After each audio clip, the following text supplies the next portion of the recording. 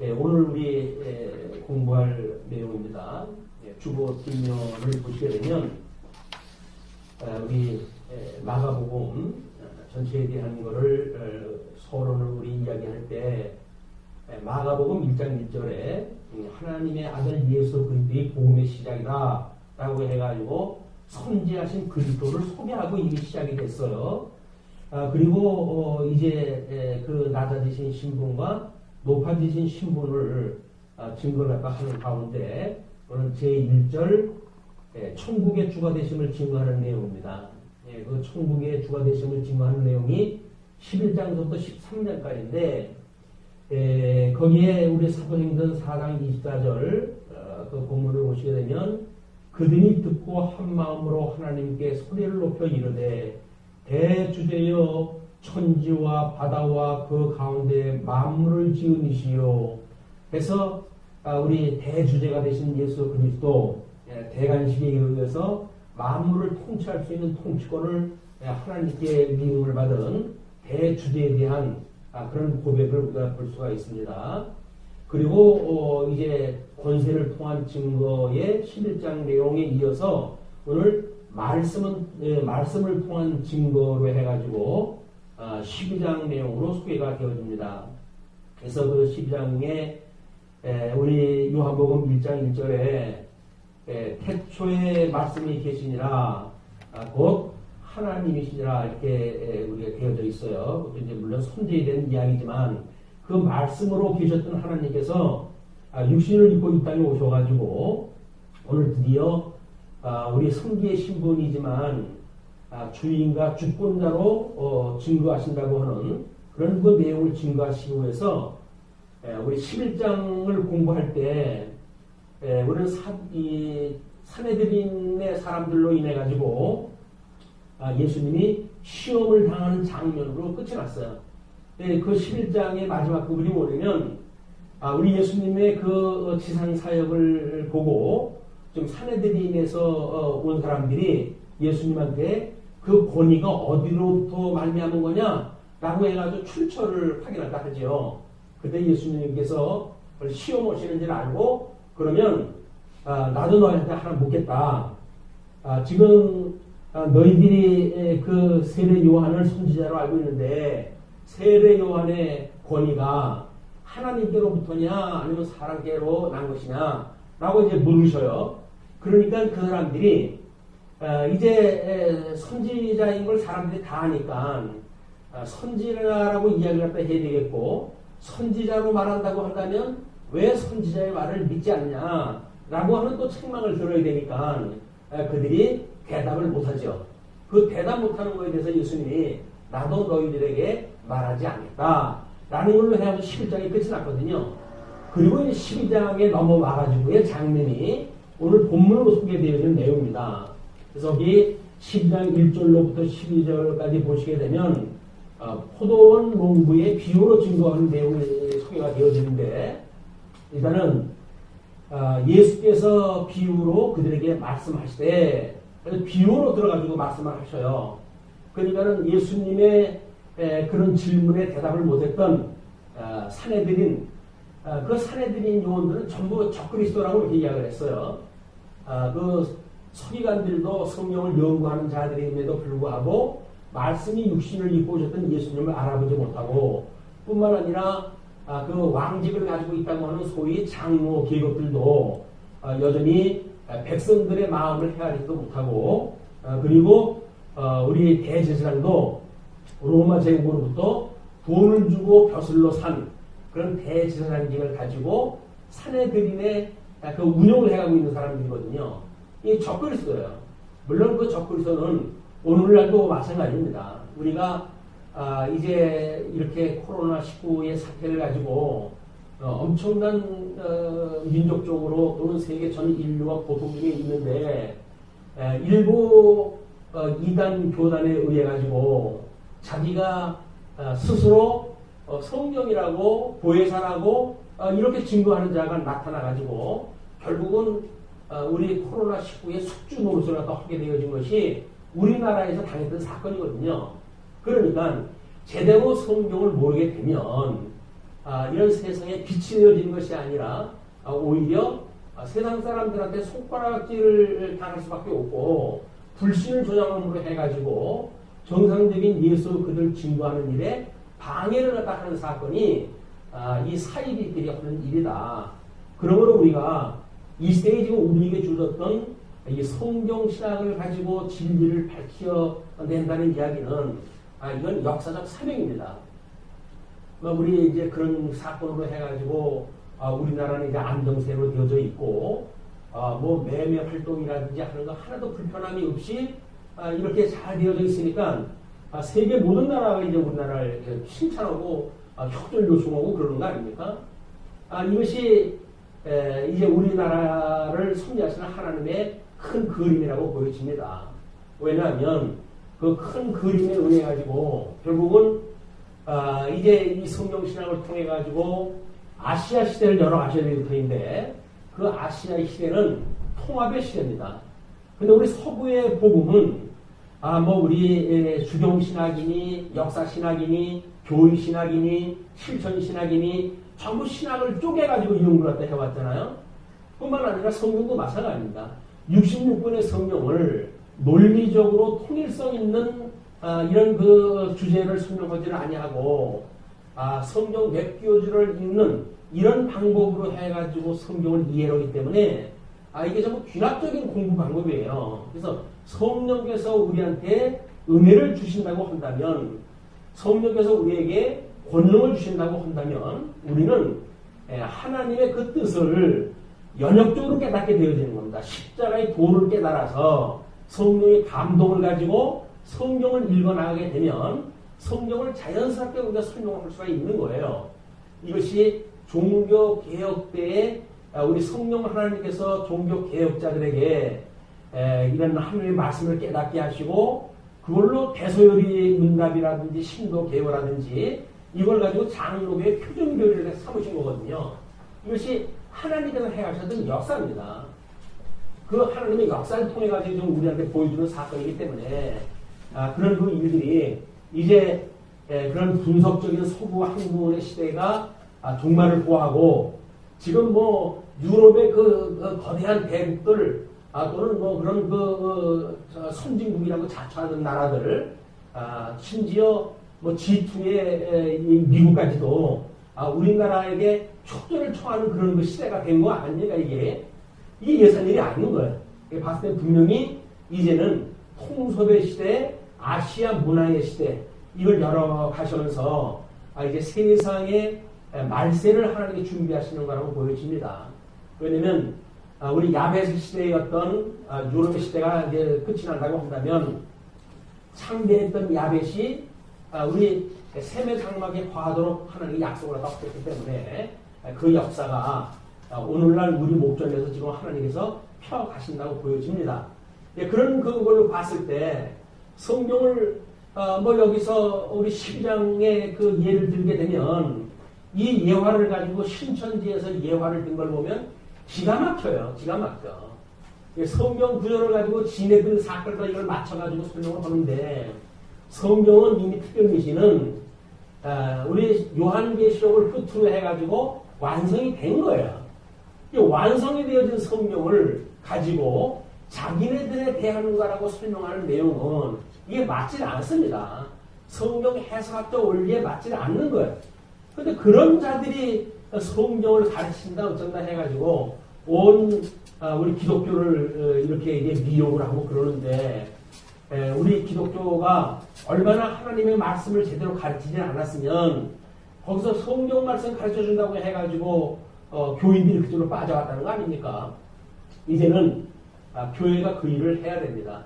성경을 통해서 우리 하나님의 말씀을 가르치고 그래서 이단 교리를 설파하는 자들에게 미혹되는 것이 아니라 생명의 말씀, 살아계신 하나님의 말씀, 이 말씀에 의해서 역사가 지금 운행되어지고 있고 말씀의 운동력이 오늘날도 여전히 우리의 성령 감동을 주어가지고 우리 말씀의 운동력에 의한 성도의 신앙생활이 된다고 하는 이 사실을 우리는 이제는 강조하고 그걸로 인해 가지고 성경을 몰라 가지고 그저 파편적으로 성경 구절 한두 구절 가지고 연명하는 이런 사람들을 우리가 돌아봐야 될 때가 아닌가 이런 그 생각이 듭니다.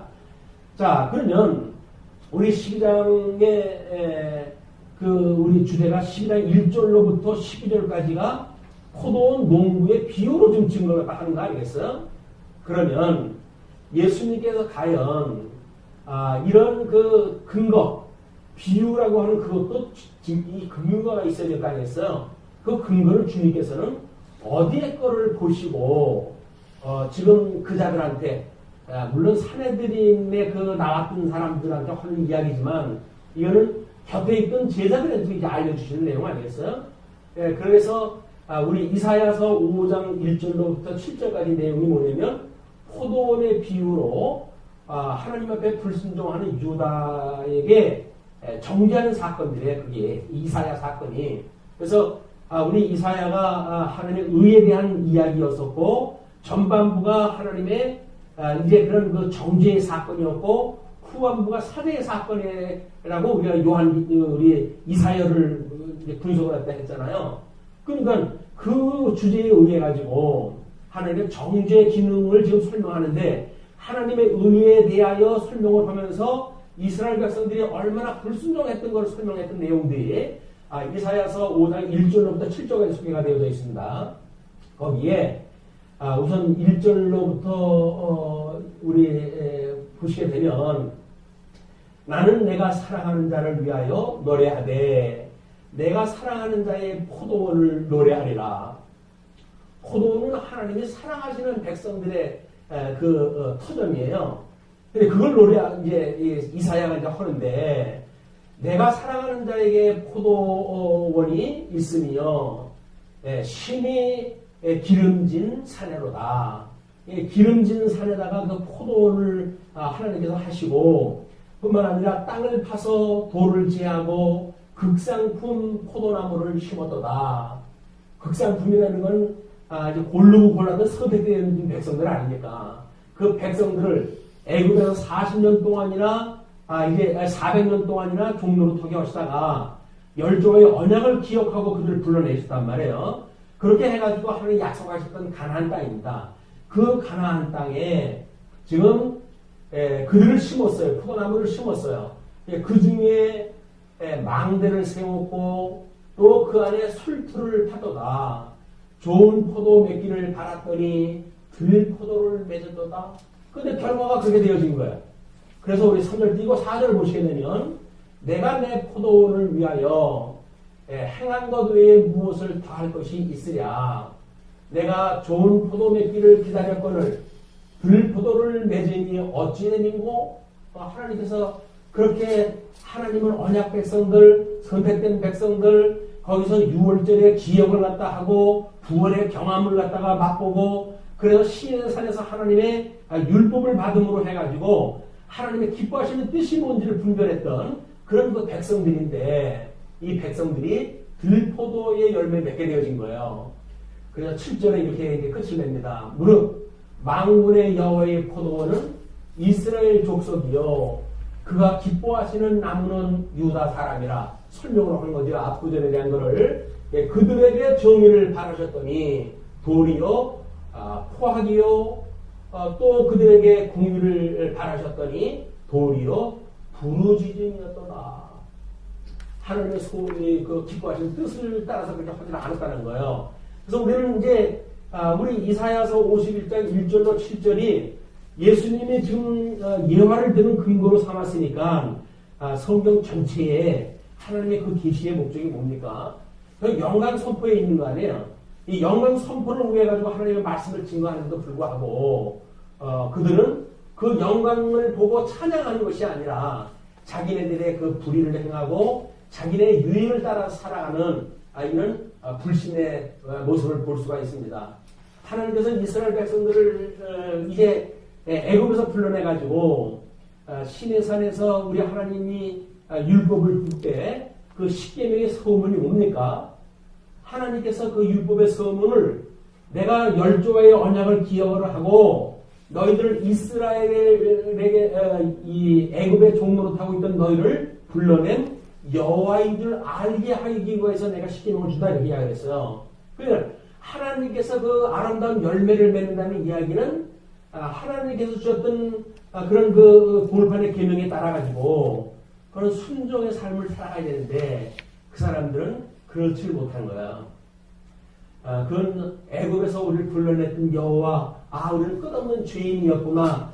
우리로는 도저히 어쩔 수가 없는 거로구나. 이걸 우리가 깨달아야 되는 것이 이제 계명인데 우리 죄를 깨닫게 하시기 위해서 이제 계명을 주신 거 아니에요? 그런데 그걸 자기네들이 지킨다고 생각을 했기 때문에 하나님께서는 그걸 인본주의적인 요구로 봐가지고 그것이 이게 이제 그 하나님께서 맺던 들포도를 맺었다라고 하나님이 이야기를 한 겁니다. 자, 이거 수없이 보냈던 선지자들의 말을 무시하고 그런데 그 심판을 도래하게 되어졌던 내용이 구약성경의 배경이에요, 이게. 그러니까 신약성경에 그냥 포도원 사건만 가지고 설명이 안 되는 거예요. 구약성경에 하나님께서 그런 의를 드러내시기 위해서 이스라엘 백성들을 어떻게 정죄를 하셨는지를 보지 못하게 되면 우리는 오늘 우리들이 맞이하는 부활절의 의미가 없습니다. 십자가에 죽으셨던 그 예수님께서 사망 권세를 이기시고 부활하셨다고 하는 여기까지 이어져야 우리가 한 세트로 이제 우리 예수님에 대한 걸 공부를 하게 되어지는 거거든요. 그렇기 때문에 지금 이스라엘 백성들의 이 정죄의 기능은 우리가 예수님이 지금 높아지시는 신분을 가지고 손님한테 해가신 거 아닙니까? 이게 승기의 신분으로 지금 연결이 되어지는 거란 말이에요. 그래서 12장의 승기의 신분을 우리가 확인할 때 가야 되기 때문에 우리 12장 1절서부터 도표로 해가지고 그걸 소개를 갖다 해드렸어요. 뭐 이제 우리 본문을 읽어나가 확인하겠지만 그러면 역사적 배경은 이사야서 5장 1절로 7절 말씀을 인용을 했다고 한다면 예수님이 이 예화를 이야기했을 때 그때 역사적 배경은 어땠을까? 그 내용도 또 우리가 알아야 돼요. 왜냐하면 구약 성경을 아는 사람들은 구약 성경을 가지고 이것은 하나님의 말씀이야. 이스라엘 백성들에게 했던 경고의 말씀을 주님께서 이렇게 우리한테 지금 알려주시는 거야. 알 수가 있지만 그를 잘 알지 못하는 사람들에게는 그때 있었던 역사적 배경에 의해 가지고 그 의미를 파악을 할 수가 있기 때문에 그렇습니다. 자, 우리 밑에의 설명문을 보시게 되면 예수 당시에는 외지에 거주하는 유대인들과 로마인의 팔레스타인의 그 경작지에 투자한 이런 그 사람들이 많았다고 그래요. 그럴 수밖에 없겠죠. 이제 로마의 치하에 있고, 그러니까 거기에서 로마 지역으로 갔거나 이렇게 멀리 떨어져 있는 사람들도 있고, 또는 이제 그런 그 로마 사람들이 들어와가지고 땅 투자해가지고 그런 일을 하는 사람들도 있겠죠. 그러니까 이 부재 지주, 지금 그 현장에 없는 지주가 있어요. 그 사람들이 부재 지주라고 이렇게 이야기를 하는데 그 부재 지주로 인한 문제들이 많이 발생했다는 거예요. 이제 그때 당시에. 그러니까 예수님이 이런 포도원의 비유를 갖다 했을 때 사람들은 이건 아무개집도 이런 일이 있었는데 익히 알고 있는 그런 그 배경이에요. 우리는 낯설지만. 그런데 따라서 예수의 이러한 상황 설정은 그들에게 결코 낯설지 않은 것이었다. 이러한 소작지대, 그러니까 소작인들 동원을 갖다 해가지고 쓰는 그런 그 지역의 문제에 주인과 소작인이 나누는 비율은 보통 반반 정도였다고 그래요. 주인이 반 먹고 그걸 경작하는 사람이 반을 먹고 그런데 집주인이 당분간 집으로 돌아오지 못할 것이라고 하는 사실을 나타내고 있어요. 이제 현재 이 배경에 대해서는 그렇기 때문에 그 집주인이 모든 설비를 구비해 놓고 가꾸었던 포도원을 지금 그 농부에게 맡기고 가 있는 거 아니에요?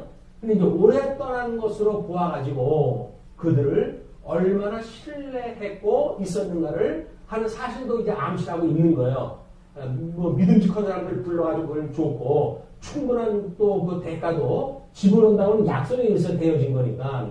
그런데 그들은 이렇게 주인은 자기네들을 신뢰를 하고 그 일을 맡겼는데 주인의 오랜 여행으로 미루어 보아 그의 포도원의 나무들은 갓 심은 포도나무 드릴 것이 없고 이제 좋은 걸로 심어가지고 보냈으니까 그래서 그 주주도 이제 그렇게 추측을 떠는 것도 가능하다 그런 거 이야기죠. 그런데 갓 심은 기운 그 포도나무일 경우에 첫 열매가 열리기까지는 적어도 2, 3년 정도가 걸린다고 합니다. 이제 새로운 나무를 해가지고 극상품 나무를 이제 우리 이사야서에서는 이해가 딱 하고 있는데 이건 뭐 이 사람들도 지금 이익을 내기 위해서 이걸 한 거니까 좋은 나무를 심어놓고 이제 경작을 갖다가 부탁을 갖다 한 거죠.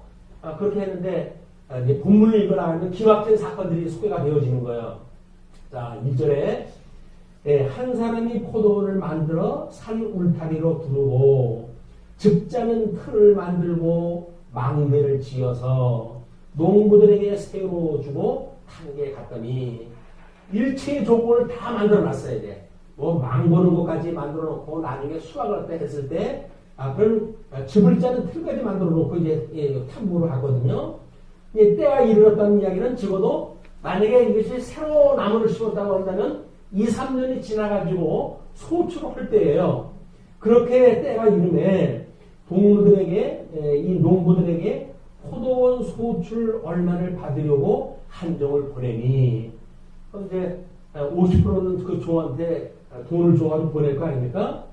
자, 그들이 종을 잡아 심히 때리고 거저 보내었거늘 다시 다른 종을 보내니 그의 머리에 상처를 내고 능욕하였거늘. 자, 여기까지가 우리 그 농부들에 대한 이야기예요. 자, 우리 도표에서 보듯이 집주인에 대한 이야기는 집주인은 부재 집주예요. 지금 이제 그 포도원을 지금 세를 주고 타국에 떠난 사람에 대한 이야기예요. 근데 이것이 성경적인 의미로 봤을 때는 하나님에 대한 이야기입니다. 그렇죠? 우리 이제 그 본문에 대한 그 내용을 우리 양대 언약에 대한 창세기 1장 28절 9절을 이용할 때 했는데 하나님께서 아담을 불러가지고 에덴 동산에다 불러드렸잖아요. 그리고 복과 나라를 이제 그 약속을 갖다 이루어가도록 주었어요. 그리고 행연약과 그다음에 은연약을 주었는데 아담은 불행하게도 성과 아브라함은 가일나무 열매를 따먹고 결국은 에덴 동산에 쫓겨나고 말잖아요. 그게 결국은 하나님께서 지금 지주를 통해 가지고 이런 농작물을 경작을 갖다 해야 되는 에덴의 모습과 쫓겨났던 그런 그 모습을 우리가 볼 수가 있는데 종들도 마찬가지죠. 지금 이 자기 종들이라는 이야기는 선지자들이거든요. 선지자를 보내가지고 하나님께서 이시악 우리 대선지서의 때 이사야서의 이야기만 하더라도 하나님의 그런 정제 기능과 사제 기능을 이야기를 해가지고 하나님의 의를 선포했다 했고 우리 그 이제 북쪽 남쪽 이스라엘에 다 있을 때지가 아닙니까? 그런데 이걸 믿지 못한 거예요. 그래가지고 결국은 바벨론의 코르로 끌려가겠잖아요. 그래가지고 다른 농부를 보냈다는 이야기는 뭡니까? 여기서 선지자를 또 다른 선지자를 보낸 거예요. 다른 선지자. 그것이 이제 뭐 예레미야, 에스겔, 다니엘이라든지 그래가지고 코르 지역에 가 있었음에도 불구하고 하나님 끊임없이 선지자를 보냈죠. 그러면 여기서 그들이 지금 열매를 맺어야 될 건 뭘까요? 하나님의 의에 대한 열매예요. 회개하고 하나님께 돌아오는 그런 심령을 가지고 하나님을 바라야 되는데 그냥 그들은 돌아올 생각을 안 하고 거기서 자리 잡고 그냥 눌러앉을 생각을 하고 있는 것이 우리 바벨론의 포로로 끌려갔을 때 유대인의 모습이라고 이야기를 했습니다. 그렇기 때문에 지금 유대인들 농부들은 이제 우리 유대인이라고 한다면 종들이라고 한다면 하나님의 선지자 여기까지가 지금 우리 읽었던 내용의 비유예요. 자, 그러면 그래서 5절에 또 다른 종을 보내니 그들이 그를 죽이고 또 그 외에 많은 종들도 더러는 때리고 더러는 죽인지라. 심지어 이제 소출을 받으러 간 그 주인의 종들을 죽이는 데까지 이르게 되어진 거죠. 이제 한 사람이 남았으니 곧 그가 사랑하는 아들이라. 최후로 이게 주인이니까 아들이나 주인이나 똑같잖아요. 주인의 아들이니까. 그러니까는 그 주인의 아들을 최후로 이를 보내며 이르되 내 아들은 존대하리라 하였더니 그 농부들이 서로 말하되 이는 상속자니 자 죽이자 그러면 그 유산이 우리 것이 되리라 하고 이에 잡아 죽여 포도원 밖에 내 던졌느니라. 여기까지가 우리 어저께까지의 사건이에요. 예수님의 비하의 신부로 해가지고 십자가에 못 박아 죽으시고 그리고 음부까지 내려가시게 되어졌던 장면이 바로 독생자였던 예수님 하나님의 아들 독생자를 그 유대인들은 십자가에 못 박아 죽이기까지 되어진 겁니다. 자, 이것이 역사적으로 신학적으로 해가지고 아주 짜임새 있게 이게 만들어진 시나리오거든요. 이 시나리오를 하나님께서 어떻게 에덴에 이끌어서서 행명학과 음연학을 주시고 거기서 심판을 갖다 해가지고 결국 구원을 받을 자와 멸망받을 자를 심판하는 내용을 소개하는 일이기 때문에 지금 그 구절에 이렇게 이야기를 하잖아요.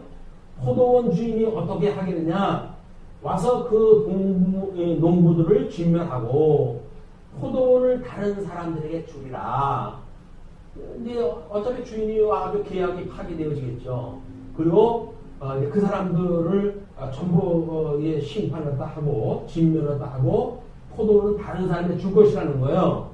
그런데 거기에서 성령의 건축자들이 버린 돌이 모퉁이의 머릿돌이 되었나니 이것은 주로 말미암아 된 것이요 우리 눈에 놀랍도다 라고 하는 시편 성경 구절로 해가지고 지금 이방인을 통해 가지고 구원을 이루게 되어진 이 사건을 소개하는 거예요.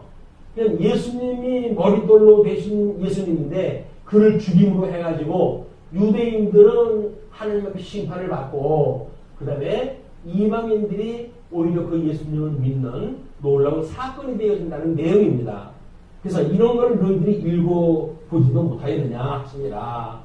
그들이 예수의 이 비유가 자기들을 가리켜 말씀하신 줄 알고 잡고자 하되 무리를 두려워하여 예수를 두고 가니라. 속은 멀쩡해요. 그래도 이게 이거 우리 얘기 아니야 이거? 눈치가 팔단이에요. 이걸 눈치를 채가지고 알아요. 아니 눈치를 채고 알게 되면 지금 하나님의 뜻이 뭔지를 다 알았으니까 회개하고 예수님 앞에 와서 회개하고 이들이 돌아와야 될 일인데 이제 이거 우리가 조금 약했다. 수가 돌아가자 일단. 그래서 일단 철수를 갖다 한다는 이야기는 지금 다른 자를 보내가지고 예수님이 도저히 풀 수 없는 그런 그 암수를 갖다 이렇게 음모를 또 꾸미는 겁니다. 이렇게 사건이 지금 이제 13절부터 소개되는 사건이거든요. 자, 우리는 이 인간의 사악성을 이 포도원 사건을 통해 가지고 끝없이 보게 되어져요. 어떻게 보게 되면 우리 초림 예수님을 이렇게 만난 거 아닙니까? 우리 아까 기도를 했을 적에도 부활하셨던 예수님과 이제 우리 부활의 천일명이 되신 예수님이 우리가 성령의 권능을 받고 그 예수님을 영접하게 되어졌고 그 한 몸이 되어져서 이제 예수님 신부가 되어진 거라 약혼 관계에 있는 거예요.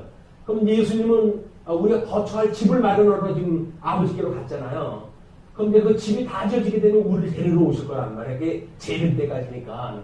그때까지 초림교회 때, 이 초림 때에는 유대인들이 이렇게 아주 심판을 당했는데, 과연 이렇게 우리 지상 사역을 통해서 보여줬던 사건이 천상 사역을 통해서 어떻게 될 것인가. 이걸 이제 우리가 한번 좀 생각을 해 봐야 돼요. 왜? 우리는 부활에 참여된 사람 아닙니까? 예수 그때 부활에 참여된 사람이에요. 그래서 예수 그때 형상을 닮아가고자 우리가 이제 그렇게 해가는 사람들이에요. 그런 마음을 가진 사람들이에요. 그리고 우리 예수님이 어서 오시옵소서라고 우리가 대망사상을 가지고 사는 사람들이란 말이에요. 그러면 유대인들처럼 우리가 아무 열매를 맺지 못하고 그리고 하나님 앞에 우리 주님 어서 오십시오 라고 이야기가 되는 건 말이 안 돼요. 예수님이 오신다는 이야기는 우리 결혼식에 되어진다는 이야기고 그렇게 되어지게 되면 우리 신랑 되신 예수님을 만나게 될 때 과연 예수님이 우리가 오매불망 바라던 그 예수님이어서 단장한 신부의 신분을 가지고 예수님을 맞이하는가에 대한 문제가 오늘날 우리들의 교훈입니다. 이거는 좀 예수님이 오셨을 때 유대인과 이방인 사건은 다 성취된 사건이에요. 그렇죠? 그러면 우리 복음서 지상사역을 통해 가지고 언약한 거예요, 이것이. 그래가지고 지상사역에 대한 언약이 우리 천상사역을 통해 가지고 지금 완성되어진다는 것이 예수님의 언약이고 성취의 사건이란 말이에요. 그럼 예수님이 이루신다는 이야기는 우리를 여전히 단장한 신부처럼 만들어가는 것이 누구라는 거예요? 온전케 하신 예수 그리스도라는 거예요. 우리가 끊임없이 예수님을 바라봐야 될 이유가 거기 있는 겁니다. 예수님을 바라봐야 우리 예수님께서 우리를 온전케 해가지고 우리 율법을 우리 지상사역을 하셨다 그랬잖아요. 내가 구약성경의 모든 율법과 선지가 나에 대해 증거한 거거든. 그런데 내가 그것을 폐하러 온 것이 아니야. 내가 그거를 이게 완전케 한다. 근데 완전케 해가지고 곧 이룰 거거든. 그 이룰 걸 내가 온전케 이룰 것이야 라고 이야기를 했어요. 그러니까 완전케 한다는 이야기는 유대인들이 자기들이 알고 있는 계명의 어떤 법조항 그걸 가지고 통과될 수 있는 것이 아니라는 거죠. 그렇기 때문에 결국은 그들이 정죄를 받을 수밖에 없고 결국 우리 그 하나님의 구원의 역사는 이방인에게로 이제 돌아가게 되어졌는데 우리가 지금 학자들이 예수님을 믿는다고 전부 이야기를 하고 있어요. 지금도 예배를 드리면서 때로는 예수님으로 인해 가지고 구원받았다고 감격을 가지고 예배 드리는 자도 있는가 하면 어떤 자들은 의무적으로 와서 드리는 자도 있을 거란 말이에요. 근데 의무적으로 드리는 자가 바로 유대인들 같은 우리 사람들이에요. 아무리 우리가 표준교리를 가지고 신앙생활을 한다 할지라도 그것이 교조주의에 머무르게 되면 이 유대인들이 율법을 가지고 율법주의화 되어져 가지고 결국 심판받았던 것처럼 우리도 교조주의가 돼가지고 하나님 앞에 심판을 받을 수밖에 없어요. 표준교리 그 표준교리가 우리들이 그것이 하나님의 뜻이 이겁니다라고 우리가 안내해 준 거 아니에요. 그러면 하나님의 말씀이 사실 그런가 하여 이걸 상고해가지고 우리 믿음의 선배들이 바로 맞네. 그래가지고 우리가 그걸 믿음의 지표로 삼아야 되는데 성경 공부를 할 생각을 안 하고 그냥 교리만 달달달달 외워가지고 안다고 한다면 그거는 아무런 의미가 없어요. 하나님의 말씀은 살아있고 운동력이 있기 때문에 교리적인 교조가 해가는 게 아닙니다. 우리는 교조를 통해 가지고 하나님의 말씀이 무엇인가를 깨닫게 되어지는 안내자 역할을 우리가 기대를 해야 되는 거예요. 이제 표준교를 통해서. 또 우리 특별히 통속성경의 전체적인 근거를 웨스트민스터 신도개요와 대서열의 문답에 우리 기술도 성경을 풀어가고 있잖아요. 그렇기 때문에 그 믿음의 선배들이 봤던 내용을 가지고 성경을 우리가 확인하다 해야 돼, 이게. 맞네. 하나님의 이 모든 작정된 섭리는 이제 언약으로 해가지고 이것이 돼가지고 있구나. 그 언약의 내용은 행연과 은연약을 통해서 섭리하고 계시구나. 라고 하는 내용을 가지고 보게 되면 성경이 이게 살아있는 말씀으로 해가지고 우리한테 운동력으로 이게 역사하게 된단 말이에요. 그 내용이 모르고 그냥 읽어가게 되면 믿음의 선배들이 그렇게 우리 그 애를 써가지고 만들었던 교리가 우리한테 도움이 안 돼요. 성경 자기 맛대로 풀어버리니까.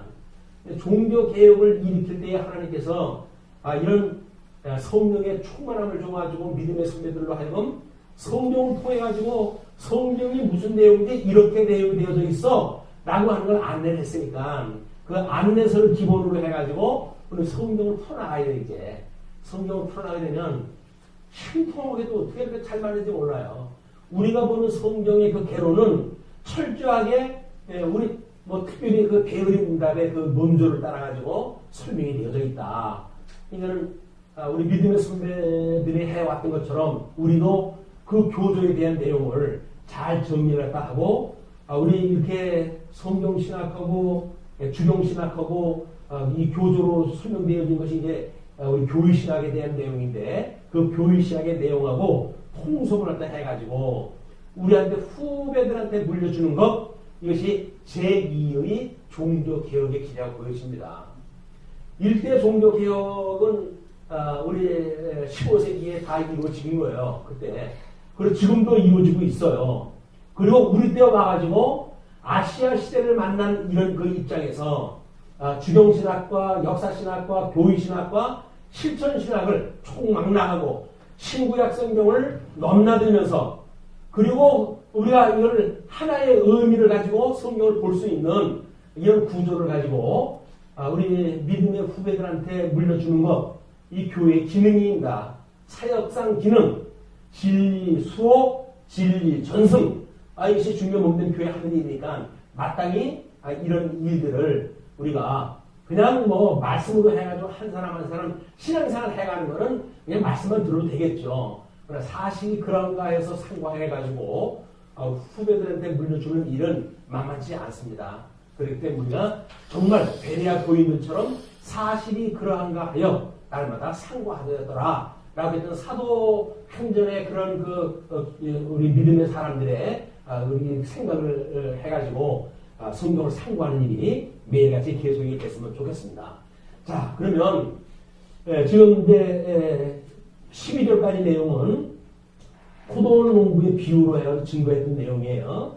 다음에 13절로부터 17절까지는 납세의 예를 통해서 증거하는 내용인데요. 자, 일단 그들이 예수의 말씀을 책잡으려 하여 바리새인과 헤롯 땅 중에서 사람을 보내매. 자, 이제 뭐 두 사람 이상의 증인이니까 뭐 이렇게 아주 뭐 두 당을 보낸 것 같지만 사실은 바리새인들하고 헤롯 땅은 조화가 안 되는 사람들이에요. 왜냐하면 바리새인들은 그때의 구약성경 모든 그 구약성경을 믿는 사람들이었거든요. 근데 헤롯 땅들은 그렇지 않았어요. 그리고 헤롯에 그렇게 잘못되어져 있는 헤롯에 의해서 만들어진 이스라엘 나라, 그걸 정당성을 유지하기 위해 가지고 힘을 쓰는 자들이기 때문에 지금 바리새인들하고는 전혀 맞지 않아요. 우리 하스본 왕국의 그 예를 들 때도 이야기를 했죠. 바리새파 교인들하고 사두개파 교인들하고 싸움박질을 시켜가지고 결국은 그 하스본 왕국이 망하게끔 되어진 것이 그 두 지파, 이 두 파에 의해 가지고 멸망에 이제 이르게 되어진 거 아닙니까? 그 열매로 만들어진 것이 헤롯 왕국이란 말이에요. 그런데 지금 예수님을 대적하기 위해 가지고 자기네 나라를 멸망시켰던 자들이 어떤 건지 이런 앞뒤 구분을 또 하지 않고 이런 일을 보낸다는 이야기는 기가 막힌 일입니다. 기가 막힌 일이에요. 자, 그러니까 그 헤롯 땅 중에서 사람을 보내매 와서 이르되 선생님이여 우리가 아노니 당신은 참되시고 아무도 거리낌이 없으시니 이는 사람을 외모로 보지 않고 오직 진리로서 하나님의 도를 가르치심이니이다. 자, 우리 예수님이 먼저 이들이 무엇인가를 질문할 적에는 대답을 할 수 없도록 복수의 조건을 가지고 이때 반격을 하시고 그랬잖아요. 변증을 할 때도 마찬가지로. 근데 이들이 예수님의 그 방법을 배웠어요. 그러나 이제는 이 바리새파와 헤롯 땅이라고 하는 또 상반되어진 두 사람을 보냈다는 이야기는, 자, 바리새파 사람들의 말을 갖다가 동의했다 하게 되면 헤롯파에 의해 가지고 대적이 될 것이고, 또 헤롯파의 긍정적인 답변을 했다 하게 되면 바리새파에 의해 가지고 이제 정죄가 될 것이거든요.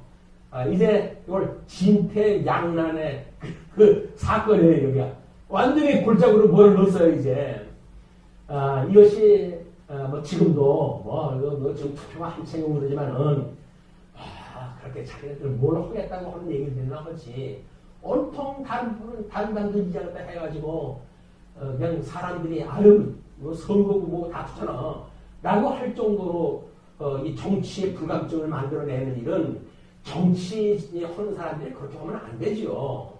바른 정치를 펴가지고 정치가 이게 아름다운 거구나, 세상을 바로 잡아가는 일이구나, 이런 마음을 가지고 젊은 아이들이 정치인들을 갖다가 존경하고 하는 나라를 만들어야 될 거 아닙니까? 이건 전부 자기 밥그릇만 채우기 위해 가지고 이때나 그때나 똑같은 거예요. 세상을 하나도 안 이루어진 게 없어요. 하나님 이제 기대가 되어진다고 한다면, 지금 우리나라가 이제 그 코로나19로 인해 가지고 세상에 아주 대단한 그 모범 국가로 이제 표방이 되고 있잖아요. 그 이유는 왜냐면 전부 투명하다는 거예요. 모든 사실이 투명하다는 거예요. 자, 여기 이제 현대 민주주의가 과연 앞으로의 대안입니다. 민주주의가 어떤 민주주의가 과연 21세기를 이제 이끌고 나갈 거냐? 그 이야기예요. 그럼 그 민주주의는 지금처럼 이렇게 작당하고 자기네들의 이해관계에 급급하는 이런 자들에 의한 민주주의는 하늘입니다. 앞에 민주주의 너무 투명한 거예요. 다 투명한 거. 그래서 국민들이 다 그걸 보고 읽을 수가 있어야 돼요.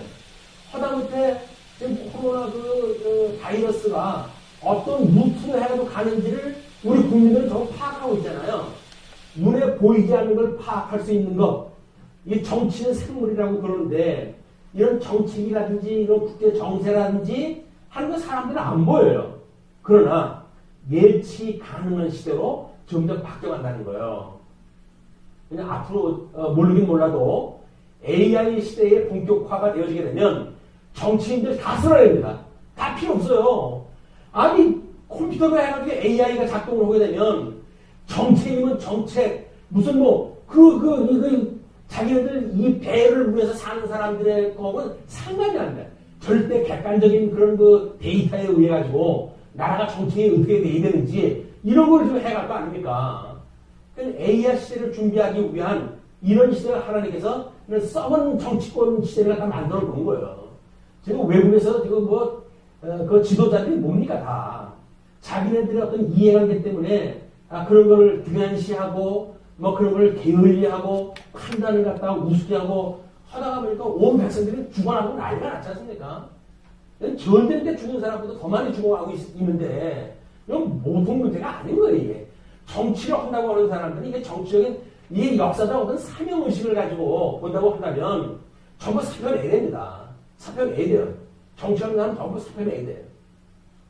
그리고 정말 객관적인 데이터에 의해서 나라의 어떤 안녕, 국력을 위한 신장 이런 걸 위해 가지고 이 정치가 돼야지. 왜 자기네들이 평생 자기 직장을 삼아요? 그 사람들이 뭔데 배를 물려가면서 자기네들이 거기서 그 갑질을 받고 살게 내버려둡니까? 나 같은 거 안 해요, 그거. 그렇다고 한다면 AI를 설치할 때 해야 돼요. 국회의사는 AI만 설치하게 되면 다 필요 없어요. 300명 뭐 필요 있습니까? 데이터에 의해서 다 정리가 되어지는데 앞으로의 민주주의는 예측이 가능해야 돼요. 예측이 가능한 것. 이제 성경신학에 저는 또 하나의 이제 어떤 표대라고 보여져요. 예측이 가능한 게 뭐예요? 하나님의 언약대로 성취되어졌으니까 예측대로 될 수밖에 없지. 성경을 바로 알게 되면 성도들의 삶을 보게 되면 저 사람 저 잘못 믿고 있는 건데 이건 AI가 판단해도 판단을 갖다 할 정도예요. 그걸 사람들 앞에서 잘하는 척 하는데 그 속은 딴 생각을 가지고 있다고 한다면 하나님이 그걸 모르시겠어요? AI로 파악이 되어진 걸 하나님이 모르시겠냐고요. 앞으로 이런 시대가 올 거예요, 이제.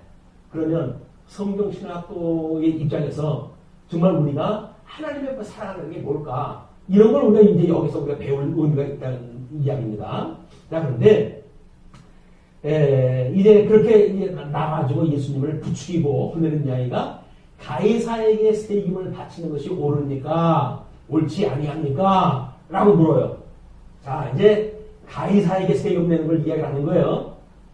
지금 예수님은 어디 있어요? 성전에 올라와 있어요. 자, 그러면 성전세라고 하는 그 이야기는 이 바리새인들한테는 필요 불가한 이야기거든요. 헤롯 땅들은 이건 바로한테 이 헤롯에게 내어지는 세금을 갖다가 중시하는 자들이거든요. 그러니까 그렇게 이야기했을 때 우리가 바치니까 말릴까? 언제 물어보고 했나? 지네들 믿은 대로 했지? 왜 예수님한테 그걸 왜 물어봐? 이건 발목 잡겠다 그 이야기예요. 얘는 신학적으로 이렇게 발목을 잡는 인간들은 특별히 우리 신천지 그 구국가처럼 그래가지고 마치 자기네 듣고 옳고 다른 사람은 그런 것처럼 이렇게 이야기하는 거나 똑같은 짓거리를 하는 거예요, 지금 이게. 자, 그러니까, 그 예수께서 그 외식함을 아시고 이르시되 어찌하여 나를 시험하느냐? 예수는 당신 시험하는 걸 알았어요. 그리고 데나리온 하나를 가져다가 내게 보이라 하시니 가져왔거늘 예수께서 이르시되 이 형상과 이 글이 누구의 것이냐? 그 이야기가 지금 이게 그때 당시의 동정이에요. 근데 여기 이제 로마 제국 거니까 로마 제국에서 발행을 한 거니까 로마의 글로 써져 있을 거 아닙니까? 그러니까 누구의 글이 써져 있냐? 라고 이제 예수님께 물어봤어요. 그러니까는 가이사의 그 글에 있죠. 로마 제국의 황제에 의해 가지고 명령해서 만들어진 겁니다. 이렇게 이야기한 거죠. 그러니까 예수께서 이르시되 가이사의 것은 가이사에게 하나님의 것은 하나님께 바치라 하시니 그들이 예수께 대하여 매우 놀랍게 여기더라. 이건 이제 완전히 이거는 외통수다 이렇게 이야기한 거예요. 이거는 이건 꼼짝없이 외통수야. 이제 우리가 너무 신의 한 수를 둔 거야. 라고 이야기했다 했는데 예수님께서 신의 한 수, 내가 신의 이름더라. 내가 한 수 가르쳐 주지. 해가지고 이 가이사의 것은 가이사에게, 하나님의 것은 하나님에게 이렇게 이야기했어요. 자, 우리가 그래서 이 녹색 박스가 이게 지금 천하계의 이야기, 천하계. 천하계는 시공형의 세계로 이게 되어져 있잖아요. 여기서 예수님이 지금 죽으신 거예요. 예수님이 죽으시고 부활했다 해가지고 하나님 우편에 앉아 계시게 되어진 겁니다, 이게. 자, 그러면 여기서 세상에서 죽었다고 예수님이 돌아가시다는 이야기인 거예요. 지금은 예수님이 돌아가신 것 자체만 가지고 심판을 갖다 했어요. 믿는 자는 피안처인 믿음의 세계로 인도를 하시고, 그렇지 않은 자는 여기다가 그냥 남겨두셨거든요. 그러면 예수님이 세상 끝날 어떻게 하실까요? 이걸 다 불태가지고 없앨 거 아니겠어요? 불태가지고 없으니까 여기서 있던 자는 불이 타가지고 영원히 지옥으로 가고, 요 피안처로 와진 사람, 믿음의 세계로 와가지고 우리 예수 믿고 살아갔던 사람들은, 그러면 이제 이 하나님 나라에서 영원 공통으로 하나님 경륜을 살아갈 수가 있단 말이에요. 이런 하나님을 우리가 믿는 거예요. 이런 하나님을. 이런 예수님을 믿는 거예요. 사망 권세를 이기시고 부활했다는 이야기는 결국 예수님의 육신을 입고 이 땅에 오셨지만 이제 여기에서 부활해가지고 하나님 나라로 가신 거 아니에요? 그럼 이 땅은 뭐로 이제 기능이 남아져 있을까요? 아직도 육신을 가지고 있는 우리들의 하나님의 정하실 때까지 구원의 역사를 이루는 걸로 기능이 필요한 거지, 이 땅덩어리 잘해가지고 되어지는 게 아니에요. 지금 뭐 청소년이라든지 이런 사람들이 지금 우리 이 환경에 관심을 가져야 된다 어쩐다 그러는데 그래 염려하지 않아도 됩니다. 왜? 하나님께서 이 땅을 심판하실 때는 다 지옥 갈 사람들만 있기 때문에 심판하시는 거예요. 그럼 우리는 어떻게 해야 돼요? 빨리 예수님 믿고 여기 피해야 돼요. 예수님 믿고 우리가 이 구원의 이 처소로 와야 돼요. 주님의 몸된 교회로 나와야 되는 거예요. 수고하고 무거운 짐질 따라 다 내게로 오라. 내가 너희를 쉬게 하리라 이야기를 하셨으니까 예수 그리스도 안에서 안식을 누리는 신앙생활을 해야만 이 세상, 예수님이 없는 세상, 이거 다 심판한다고 해도 불타가지고 없어질 세상이에요. 그거에 뭐 연연해가지고 우리가 미련할 게 뭐가 있습니까? 가이사의 것이 됐든 뭐든 다 이걸 불태워가지고 없어질 것이 이 세상이고, 우리 예수님으로 말미암아 우리가 영원한 생명을 누리고 산다고 한다면 하나님 앞에서 우리 요한계시록의 4장 5장의 그 찬양 내용처럼 하나님 앞에 찬양할 거 아니에요? 그래서 지금도 여전히 여기서는 천사들이 하나님 앞에 영원 무도 찬양을 하고 있겠죠. 이거 천상계니까. 그러니까 하나님의 뜻이 하늘에서 이루어진 것처럼 이 땅에서도 이루어지다라고 하는 이야기는 뭐예요? 여기서 우리가 신앙생활 할 때 천사들이 영원 무도 하나님을 찬양하는 그 모습처럼 우리도 찬양할 수 있게 해주세요 라고 하는 것이 하나님의 뜻이 이 땅에서 이루어지게 해주세요 라고 하는 기도란 말이에요. 근데 그 기도가 이루어지게 되면 끊임없이 여기서 일용할 양식을 구해야 될 것이고, 우리가 우리의 죄진 자를 사해준 것처럼 우리 죄를 사해주세요 라고 기도를 갖다 해야 될 것이고, 그리고 이거 사는 동안 시험에 들지 마시고, 그리고 이 악으로부터 우리를 구원하세요 라고 이야기는 뭐예요? 이거 이제 불타가지고 없어질 거니까 믿음의 세계에서 살다가 주님 오시는 날 우리 여기서 우리 주님하고 함께 살 수 있게 해주세요. 이것이 우리 신부된 우리들이 가야 될 곳이거든요. 그걸 우리가 볼 수가 있는 거예요. 이런 세계를 그들이 유대인들이 알 수가 있었을까요? 알 수가 없었어요. 겨우 가이사에게 줄까요? 아니면 이걸 성전세를 갖다 내는 것이 옳습니까? 아니면 가이사에게 내는 이것이 옳습니까? 라는 건 두 가지를 시공형적인 세계니까 상반된 논리를 가져오게 되면 우리 모순에 부닥쳐요. 그런데 믿음을 알고 이걸 구조적인 의미를 보게 되면 그럼 우리는 이것도 다 초월되어 있는 세계가 있거든요. 연역적으로 우리가 하나님에 대한 지식을 갖게 되면 세상에 감당치 못할 지혜를 우리가 갖게 되어진다. 그 지혜를 가지고 우리 남은 인생 우리가 열심히 살고 부활의 주님을 맞이하는 이 아침이 정말 기쁨의 찬양의 시간이 될 수 있었으면 좋겠습니다. 네. 자, 우리 기도하시죠.